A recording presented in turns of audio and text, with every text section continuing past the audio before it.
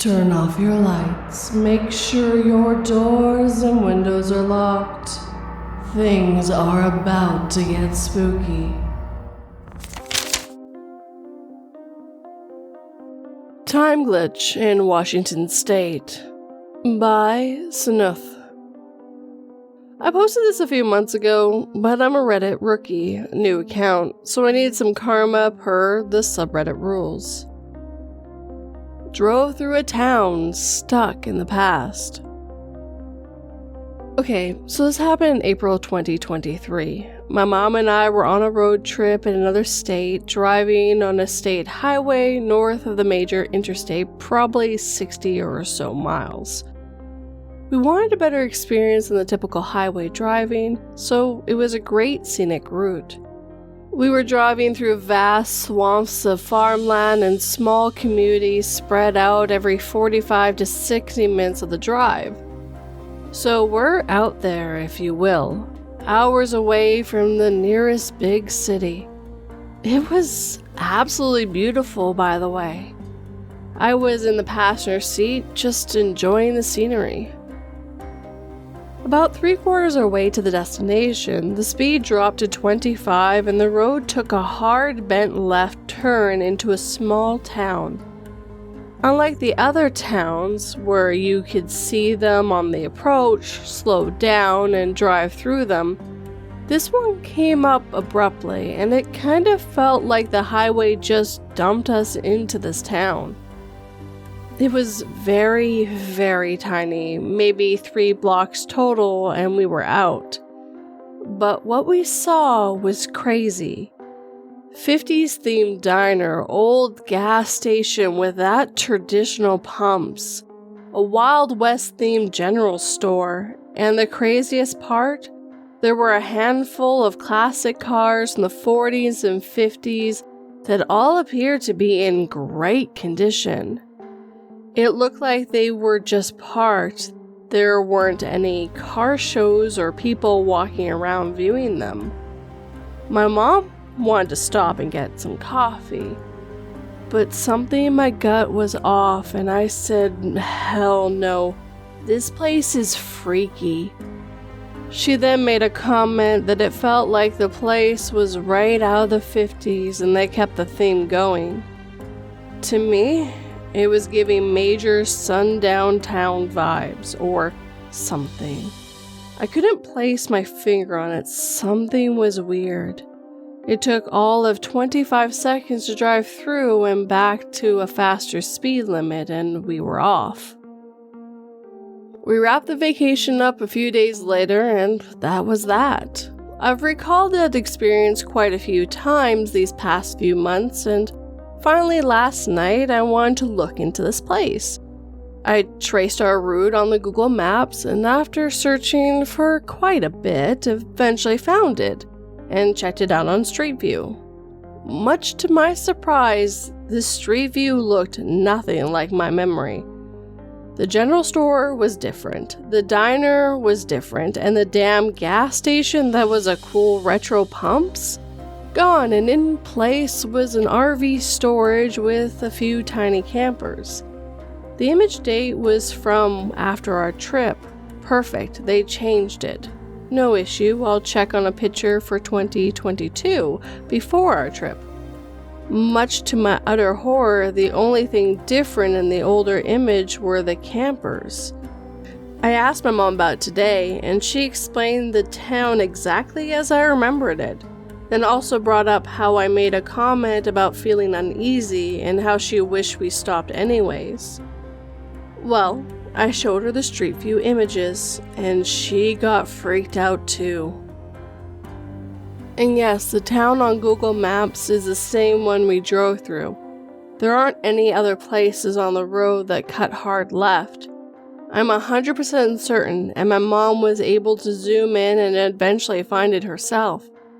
Yes, I literally asked her to do that for my own sanity, because this is freaky. I've been looking through other experiences but can't find anything similar to this. Has anyone heard or experienced firsthand anything like it?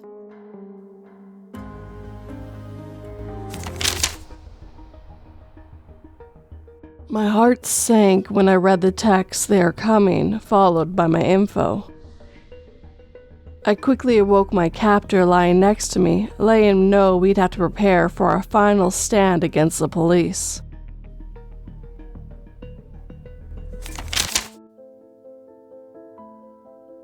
Did I Slip to Another World? By Real Tension 7442.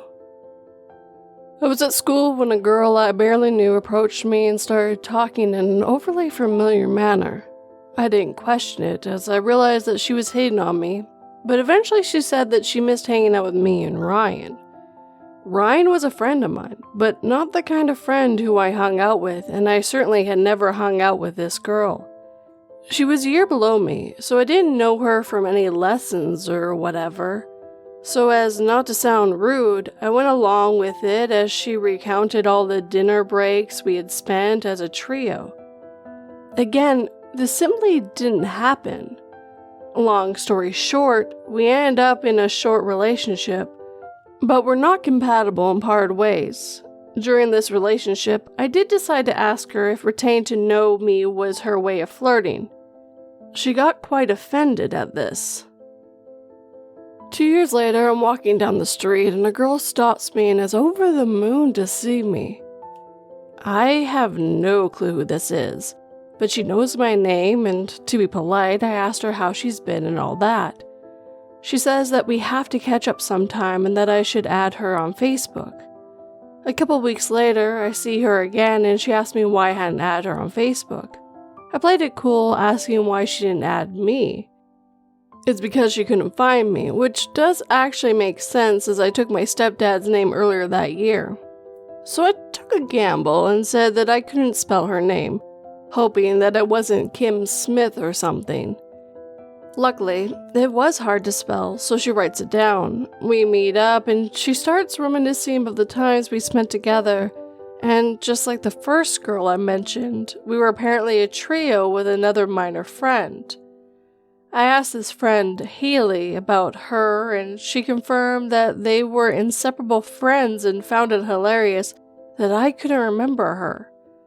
But I always considered Haley to be a loner, so that surprised me. In conclusion, I've had 2 girls both claiming we were close friends, and I remember neither. Is this a strange way of hating on someone, or have I slipped realities? It's worth noting that I'm introverted, so I don't know how I seem to have made such an impression on these strangers, and I'm quite the loner. I'm unlikely to forget people who were friendly towards me. I also want to point out that I am not a believer in glitches. Love to read them, but mainly to ponder how they could be real. As an additional bit of information, I share no common interests with either girl. They only seemed interested because of my apparent bond we formed. Once we started speaking for, in my mind, the first time, they quickly grew bored and became strangers once again. In case it's asked, neither girl knew anything too personal about me. Although the second one did casually mention that my mom and her dad worked together. I don't know how she knew that, but I got her dad's name and confirmed with my mom that he was a colleague of hers.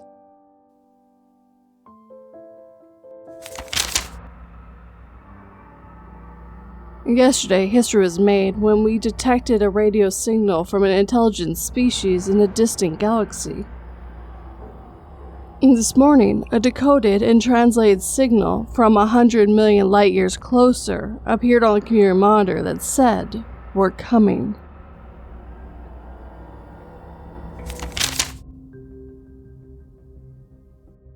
I've never been able to explain it, by J.B. Blitz 9.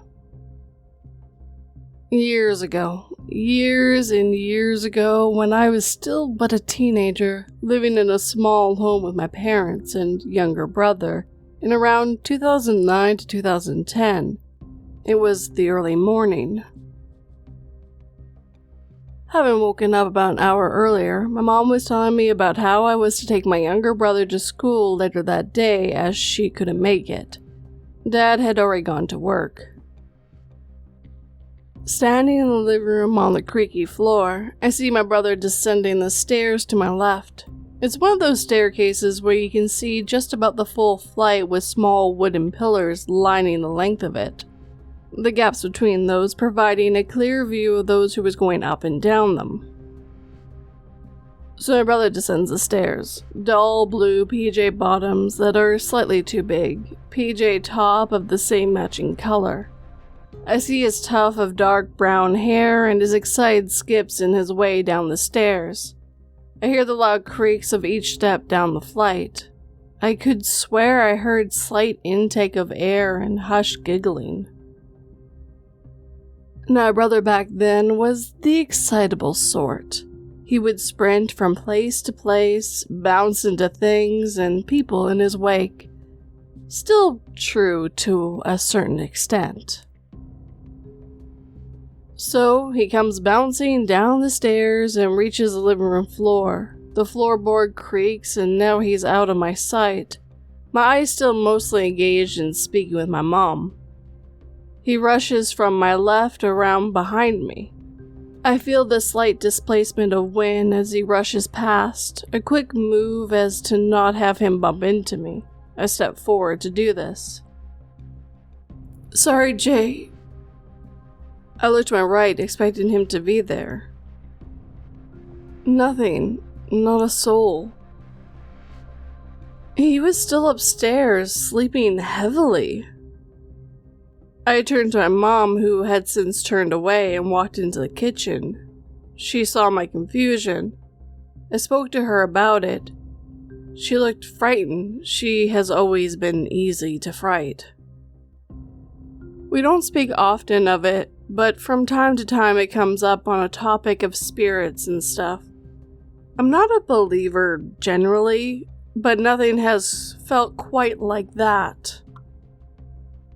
My mind plays games with me, making me hear and see things that were not there, or maybe they were. Because I could swear I saw him, I swear I heard him. Nowadays, I say it was out of the corner of my eye, but it was much more of a glance than that, and I simply haven't had the heart to admit it out loud. I try and explain away, and often do without telling the full story. But with all these details, I cannot. But I wasn't tired. I had been up for a while and had had a decent night's sleep before. I wasn't ill. I highly doubt the monoxide out, and I've never seen anything like this before or after. It just bugs me, and I can't reason with it. It's not even the biggest occurrence in the world, far from it. But I'm just at a loss.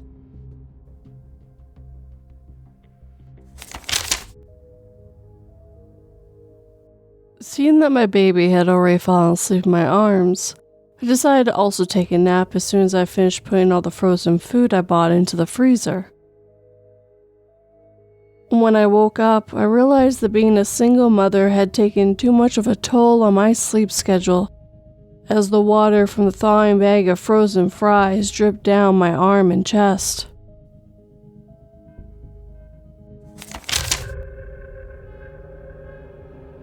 Lost an Hour by Legal Opportunity 851. Another post on the sub reminded me of my own experience losing an hour unexplained. I appreciate if anyone could make some sense of this for me.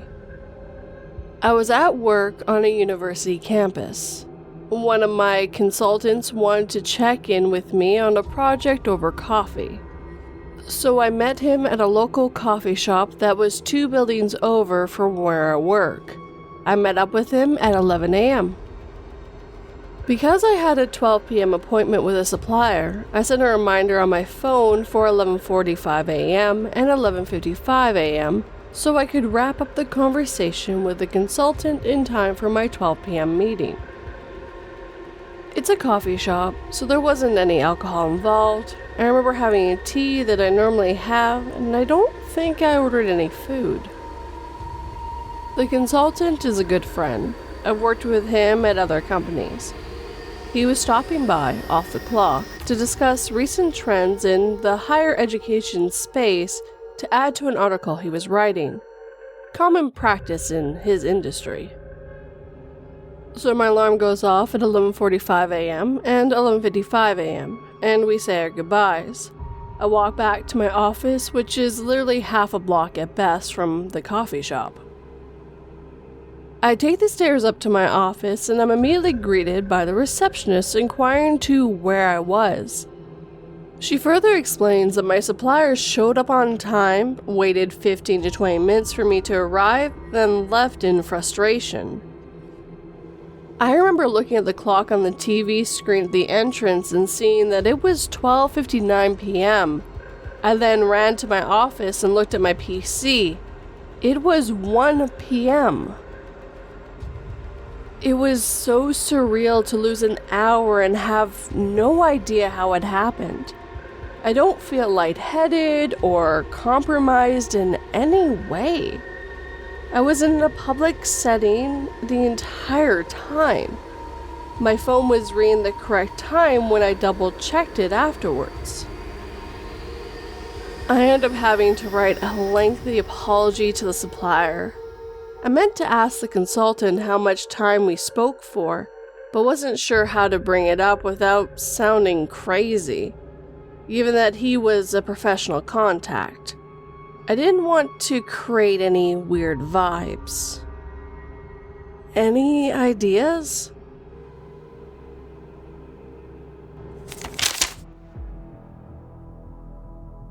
That sounds like your anxiety talking. I'm sure your friends don't really hate you.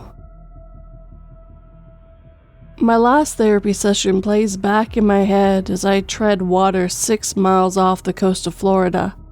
The sound of laughter and a motor fading in the distance.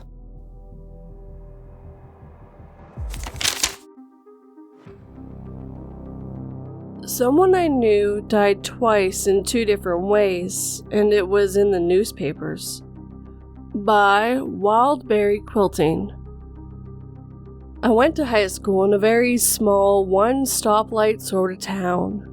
A few years after school, I was catching up with an old friend, and she told me how these 2 boys that we both knew pretty well had passed away. We will call them Josh and Sean. I asked what happened, and she sent me a news article about how they were working in a shop and an air compressor had exploded and killed them both. Fast forward a few years later, and somehow it came up in a conversation I was having with my dad. I decided to try to find the news article I had previously read about it. Instead, I found an article about how Josh had been shot by people who broke into his house looking for drugs. There was actually a lot of details in the article about the incident, and it was an unsolved crime. There was no mention of Sean at all, and I couldn't find any article about anything happening to him. I don't have any connections any longer to anyone in the town, so I can't check to see if anyone else remembers it the original way. It's just crazy because I remember vividly reading both articles. I know for a fact it wasn't just someone with the same name for 2 reasons. First, he has a very unusual last name, and it was a very small town. Second, there were actually pictures of him provided in both articles, and it was 100% the kid I knew from school. Another strange twist is that I looked up the story again just now to see if there was anything new. It seems the case was solved and 4 or 5 people went to prison for it. The second story has also now been featured in an episode of a TV series that I never heard of. I'm considering trying to track it down so I can watch it.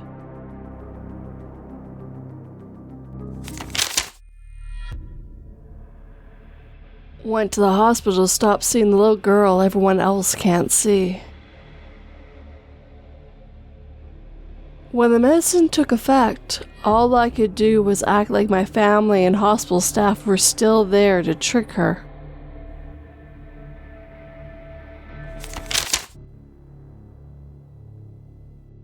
A Parcel That Was Never There by Spidemman. What I'm about to share just happened a few minutes before writing this post, and I swear to God this is true. I was told to pick up a parcel in our apartment mailbox before going home. As I was about to pick up the parcel, our mailbox did not contain anything other than an envelope for our electric bill. After getting the bill, I put my hand inside the box to thoroughly check if I missed it because the parcel was so small. After confirming there was nothing inside the mailbox, I then proceeded to call my girlfriend to tell her that the parcel was not left in the mailbox. I then talked to the security on duty to confirm if there was a parcel left under our name, and he told me to just double check, so I did, and when I got back, the parcel was there, right by the door of the mailbox. And it's not a small parcel, it's a plastic t-shirt, which would not have been missed by my hand while checking the first time. After that, I got goosebumps and realized it was very weird for that to have happened. 1. Nobody might have put it back since I was just a few feet away from the mailbox. 2. The mailbox is 5 inches tall and wide, which by touch to the back wall means you've reached everything there is to reach.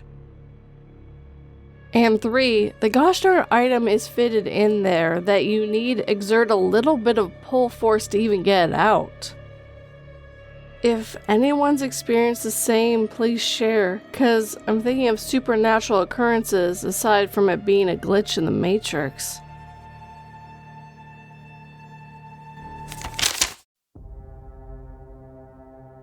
Knowing that my abuser would eventually kill me the moment I was trapped with them, I planned to silently ask for help the last chance I got. But as I saw our guests and my soon-to-be wife joking about the wedding topper, a groom being dragged by the bride, I realized no one would take me seriously.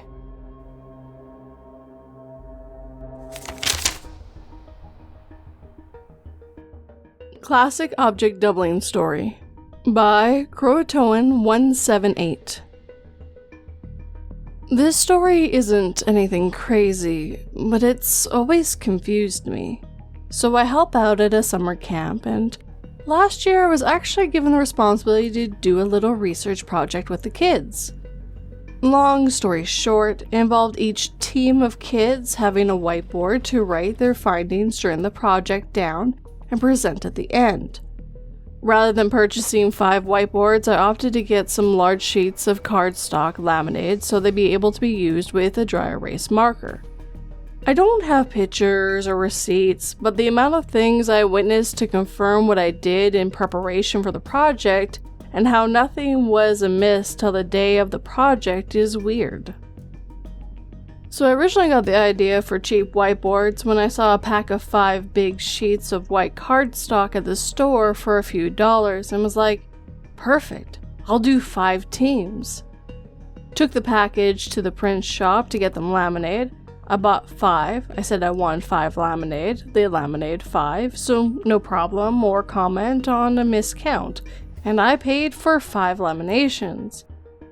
Brought them out to my car and counted them. 5.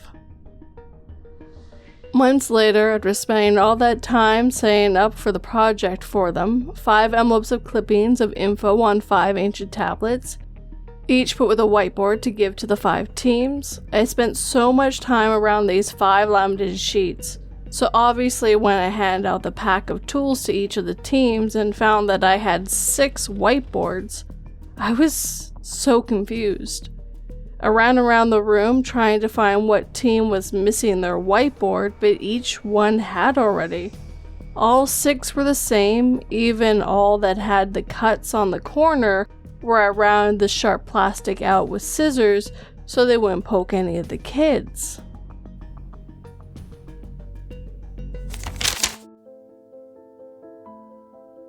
The worst scene I ever saw working for the FBI was a small family tortured to death. The worst scene I ever saw for CPS was where a deranged father tried turning his $3 into a set of Russian nesting dolls.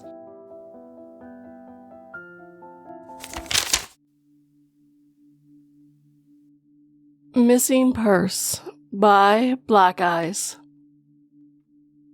I have many stories like this, but today was the oddest one. After therapy, I was picked up and taken to a cafe, where I stayed until my roommate got off work. I picked up my purse, my stream deck, and moved out to the car. I said my goodbyes and placed my purse on top of the car before I left, and then took it and placed it in the car by my feet. I remember the familiar jangle of the keychain on it and the weight of my purse on my shoulder. But when we got home, my purse was nowhere to be seen. I looked in the back seat and under the front seat, but it wasn't there. So we drove back to the cafe, where my other roommate had put it behind the counter, claiming I left it on the chair for the table I was at. Me. Oh, I could have sworn I grabbed my purse. Thank you for putting it in the back here, though. Roommate A. I could have sworn you did too, but I saw it and thought I'd bring it home for you. Me. Today has just been odd, I guess. Roommate A. What do you mean? I then go on to explain a bit and say thank you again and return to the car. My other roommate and I believe in quantum immortality and the like, thinking our consciousness keeps switching to different dimensions. We joked about how the cafe might have been blown up or something, but to be safe, we took the back roads home.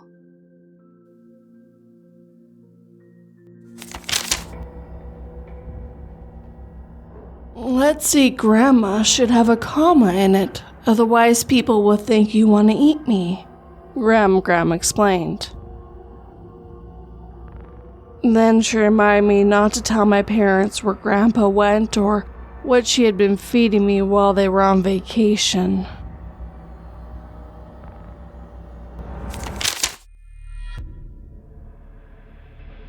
Elevator Guy by Overhopeful.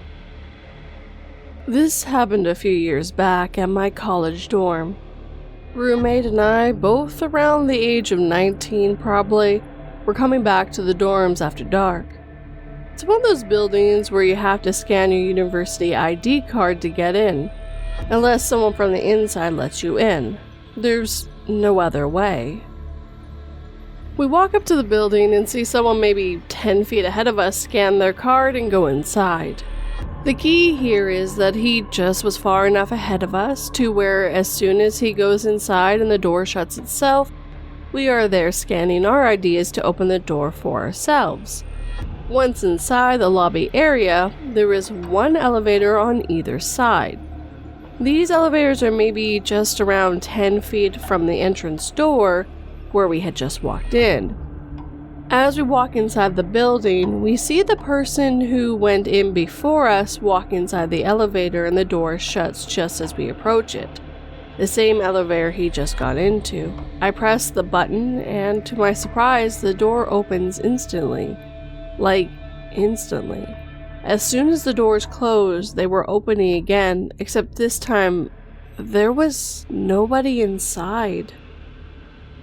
I hesitated, but walked into the elevator and pushed my floor button.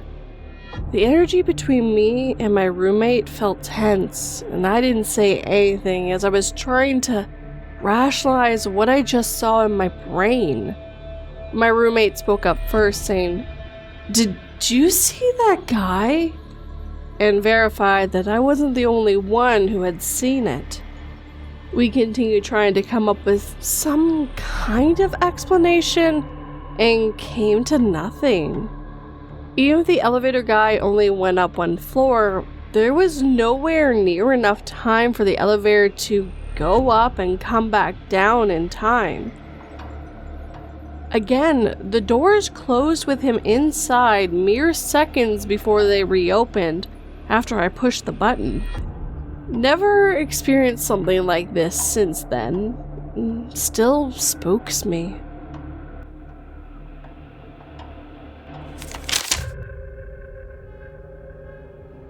My dog has come to me for food every night since I got him a week ago. I'm not sure what will happen when I run out of limbs, but I'm almost out of fingers and all I can do is hope it will be quick.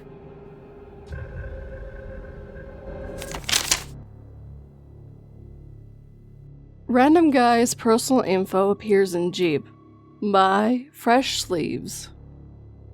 First post on this sub. This past summer, my mother works from home, so doesn't go out much. Decided to turn in her lease early on her 24 Jeep Wrangler. Important to note, she's the first owner to get it with 3 miles.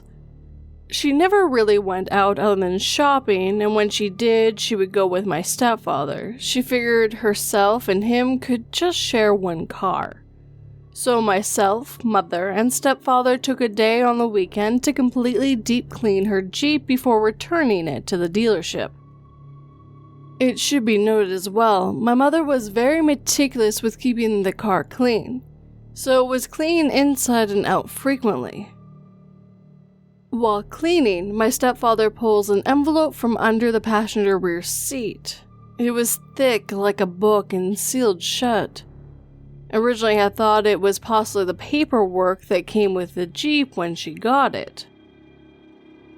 When we opened it, it was all the information about a gentleman who lived 2 states over from us. And it wasn't just this guy's name or picture, it was sensitive info, like really private. Inside this envelope was a job application for a local police department, some copies of criminal records, he wasn't the best driver apparently, and all of his information including social security, legal copy of his birth certificate with the stamp, all his high school and college transcripts, and a legal copy of his license, as well as a letter to the chief of police. The thing that was more strange was that this information was dated back to 2014, almost a decade ago from when we found it. We managed to track down the guy through Facebook miraculously and got in touch with his wife. She stated that he hasn't been in law enforcement in years and has a totally new career. We asked if he worked in auto mechanics, to which she said no, and he had never even been to our state. Both my parents and I, as well as his wife, were completely stumped and couldn't find out how basically this guy's entire life info from a decade ago got into the back of a 2024 Jeep. Curious to know what others may think.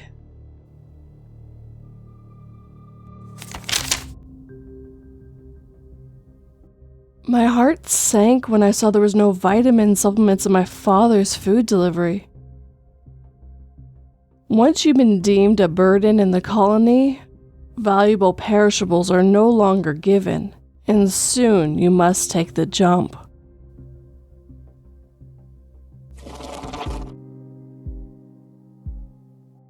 And with that, our time together is coming to an end. And real quick, if you have a story you'd like me to narrate, you can send it in 2 different ways. Either go to my website and hit submit stories, or I have an email address as well. And remember, you can always ask to be anonymous as well. And of course, I'd like to thank everyone who let me read their Glitch in the Matrix stories this evening. Also, one of these lovely people that let me narrate their story, wildberryquilting, has their own YouTube channel.